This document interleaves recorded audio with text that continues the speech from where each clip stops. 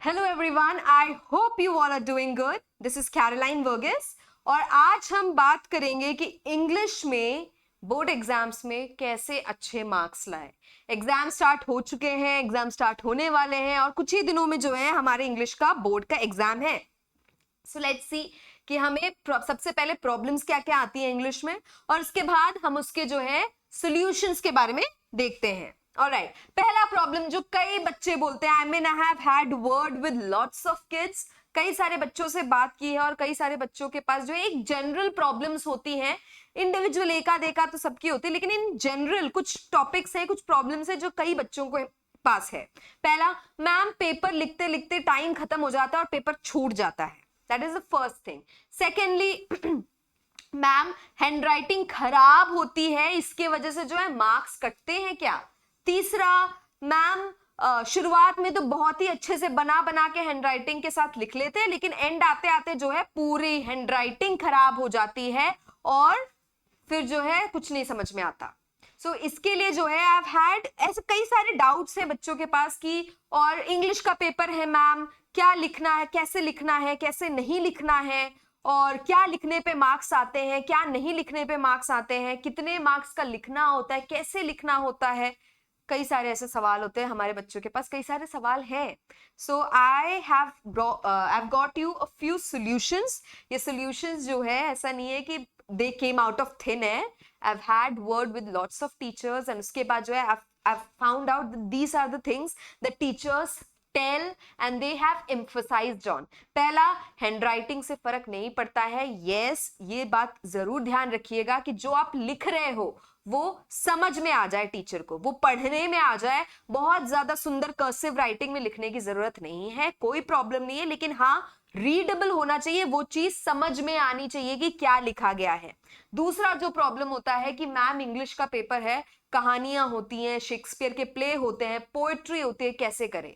सो सी, points होने चाहिए आपके पास तैयार, ठीक है, बुलेट पॉइंट्स आपके पास तैयार होने चाहिए और ये बात आप याद रखिएगा और ये बात आप जरूर करिएगा। I have seen umpteen teachers, कई सारे टीचर्स ने मुझे ये बात बोली जो बोर्ड के करेक्शंस करते हैं, कईयों ने मुझे ये बात बोली है, और अगर आप ये खुद करोगे तो आपको खुद फील होगा कि हाँ there is something strong about this. और ये सिर्फ इंग्लिश नहीं है, किसी भी पेपर के लिए आप जाओ जहां पे आपको राइटिंग की जरूरत है, अगर आपके पास 4 मार्क का क्वेश्चन है फॉर एग्जाम्पल, कम से कम आप 6 से 7 पॉइंट्स लिख कर आएंगे। ऑलराइट, 6 से 7 पॉइंट्स लिख कर आएंगे। आपको जो है उन पॉइंट्स को समझाना है, बिल्कुल समझाना है। वो आप कितना समझाते हो वो आप टाइम देख के करोगे, लेकिन आप ये 6 से 7 पॉइंट्स लिखोगे और उनको अंडरलाइन करोगे। ऐसा नहीं है कि पूरे पैराग्राफ में जो है आपने जो लिखना है लिख दिया, सारे पॉइंट्स लिख दिए, कुछ भी अंडरलाइन नहीं है। जब टीचर चेक करने बैठता है पेपर तो उसके पास उसके ऊपर बहुत प्रेशर होता है। क्यों? क्योंकि कई सारे कॉपीज चेक करनी है। तो हम कैसे अपने आंसर्स को स्टैंड आउट करवाएंगे, एक बार में टीचर देखते हैं उनको आंसर मिल जाए, उसके लिए क्या करना होता है, अंडरलाइन करना होता है। और आपको टॉप पॉइंट्स जो है आप सिर्फ और सिर्फ पॉइंट्स अंडरलाइन करोगे। तो अगर आपको 4 मार्क का पेपर है, सॉरी क्वेश्चन है, 4 मार्क के क्वेश्चन में आप 6 से 7 पॉइंट लिखकर आते हो तो आपके मार्क्स कहीं नहीं जाएंगे। बुलेट पॉइंट्स लिखना है, अंडरलाइन करना है, चाहे इंग्लिश का पेपर हो, हिस्ट्री का पेपर हो, केमिस्ट्री का पेपर हो, अंडरलाइन करके ही आना।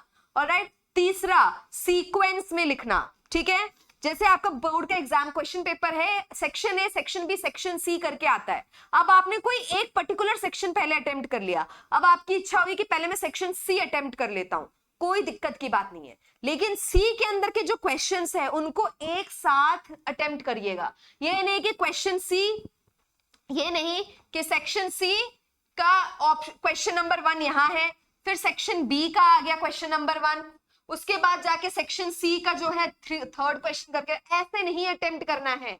सेक्शन सी अगर आप अटेम्प्ट कर रहे हो, सेक्शन सी अगर आप अटेम्प्ट कर रहे हो तो आप सारे ही क्वेश्चंस जो है लगातार उनके अटेम्प्ट करोगे। टीचर के लिए देखने में, करेक्ट करने के में, चेक करने में, कॉपीज चेक करने में बहुत आसानी होती है, तो ये काम पहले आप करोगे।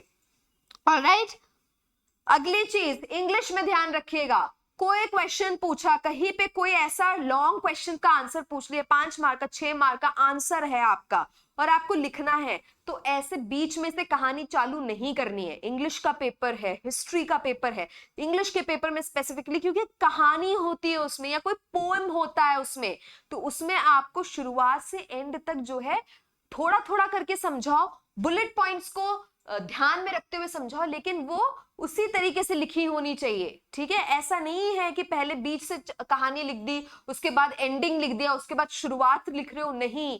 इंग्लिश का पेपर जैसे कहानी आपने पढ़ी थी उसी फॉर्म में आपको लिखना है, बस आपको जो है छोटे में लिखना, पॉइंट्स को आपको जो है ध्यान में रखते हुए लिखना है। ऑलराइट। और उसके बाद अगर बहुत कम टाइम है, बेटा बहुत कम टाइम है, तो अब क्या करें। अब सोचो कि आपके पास ज्यादा टाइम नहीं है और आपको 2 क्वेश्चन अटेम्प्ट करने, 10 मिनट है और आपको 2 क्वेश्चन अटेम्प्ट करने हैं। पहली चीज, स्पीड बना के रखना। किसी भी क्वेश्चन में जब आप बुलेट पॉइंट्स देते हो तो उसका ये मतलब नहीं है कि अभी आपके पास स्टार्टिंग में आपके पास क्वेश्चन है, आपने एक 5 मार्क के क्वेश्चन के लिए आपने 5 पन्ने लिख दिए, ये नहीं करना है, ठीक है। पहले तो टाइमिंग संभाल के, टाइमिंग देख के लिखना। सेकेंड चीज, अगर फिर भी किसी वजह से टाइम कम मिला तो चार्ट बना लेना।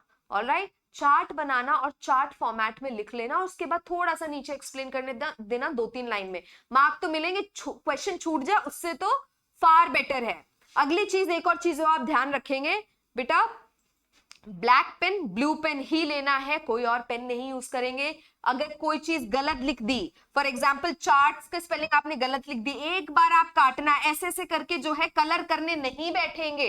ऑलराइट, एक एक सिंपल सा कट करके आप आगे बढ़ोगे, नहीं तो आपके मार्क्स कम हो जाएंगे। और black and blue pen use करना है, उसके अलावा कोई पेन यूज नहीं करना है। बुलेट पॉइंट्स को अंडरलाइन करने हैं, करते करते हुए जाना है, ये नहीं कि आखिरी में बैठ के सारे अंडरलाइन कर रहे हैं एंड ये गुड टू गो। जो मैंने बताया है ध्यान रखिएगा, बहुत ज्यादा जो है ऐसा कुछ है नहीं कि पूरा पूरा तरीका बदलना पड़ेगा, पर ये इन चीजों का ध्यान रखिएगा and you will score way better marks. Thank you so much.